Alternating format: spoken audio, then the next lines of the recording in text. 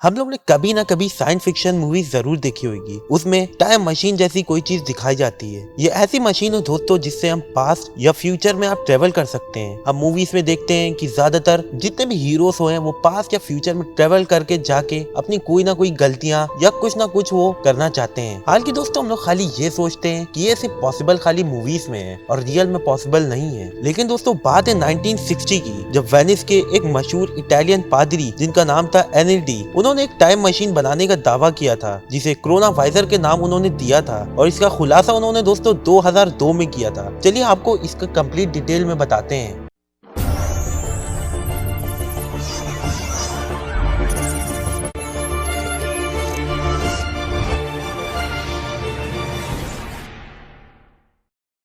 बात है दोस्तों 1960s की। अर्नेटी ने एक स्टडी बिगिन की थी फ्रांसिसो ब्रून की राइटिंग की। ब्रून एक बहुत मशहूर साइंटिस्ट थे। उनका भी एक सोच थी एक टाइम मशीन बनाने की। अर्नेटी और ब्रून और 12 और वर्ल्ड फेमस साइंटिस्ट थे। उन्होंने एक साथ प्लान बनाया इस टाइम मशीन को बनाने में। ये मशीन दोस्तों एक बहुत ही लार्ज कैबिनेट था जिसमें एक कैथोड रे ट्यूब था जिससे आप इवेंट्स देख सकते हैं और ढेर सारे बटन्स, लीवर्स और तरह तरह के कंट्रोल थे जिससे आप टाइम सेलेक्ट कर लें या लोकेशन सेलेक्ट कर लें। ये मशीन में ऐसे से बटन थे कि आप जो भी पास का इवेंट देखना चाहते थे उस बटन से दोस्तों आप देख सकते थे। बताया जाता है दोस्तों पास इवेंट्स में जितने भी इलेक्ट्रोमैग्नेटिक रेडिएशन अब तक के लेफ्ट हो चुके हैं उनको रिसीव किया जाता है, उनको फिर डिकोड किया जाता है, फिर उसके बाद फिर उनको रिप्रोड्यूस किया जाता है। इसी वजह से ये पास इवेंट देख सकते हैं। और अगर हम साउंड की बात करेंगे तो जितने भी साउंड वेव्स एमिट हो चुके हैं स्पेस में उनको डिकोड किया जाता है और उससे हम साउंड इवेंट सुन सकते हैं। ये उन्होंने दावा किया था। दोस्तों अगर स्पेस और साइंस की हम बात करें तो हमारे स्पेस में ऐसी ऐसी तरंगे हैं जैसे जो भी पास में इवेंट्स होते हैं। बहुत से साइंटिस्ट ये दावा करते हैं जो भी दोस्तों हम बोलते हैं वो सब रिकॉर्ड होता है। हम लोग की आवाज एक इलेक्ट्रोमैग्नेटिक रेडिएशन की तरह स्पेस में फैलती है और ये जो रेडिएशन ये कभी भी खत्म नहीं होती है दुनिया में। तो इसको अगर हम लोग पालें तो जरूर हम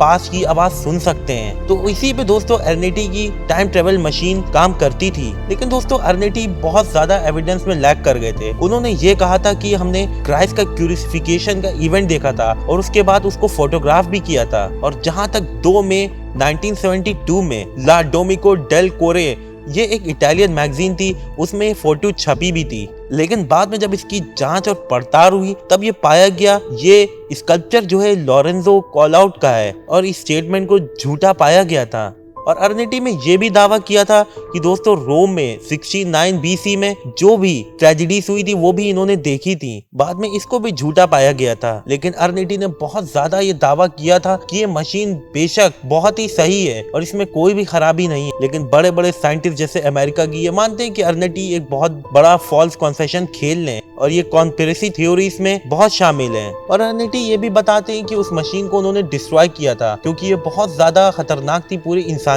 के लिए। अगर आप बात करेंगे मशहूर कॉन्स्पिरेसी थ्योरीज जो कि सीरीज थी, ये सीरीज में दिखाया गया है जो वेटिकन थे ये उसको यूज करते हैं। ये पूरी दुनिया की इकोनॉमी और पूरी दुनिया के तरह तरह के सीक्रेट्स को देखती है इस मशीन से। अब पता नहीं हम लोग को ये दावा सच भी है कि गलत है। दोस्तों अगर आपको हमारी वीडियो पसंद आई तो प्लीज सब्सक्राइब जरूर करें इस चैनल को और लाइक शेयर कमेंट करना ना भूलें। आप लोग का शुक्रिया।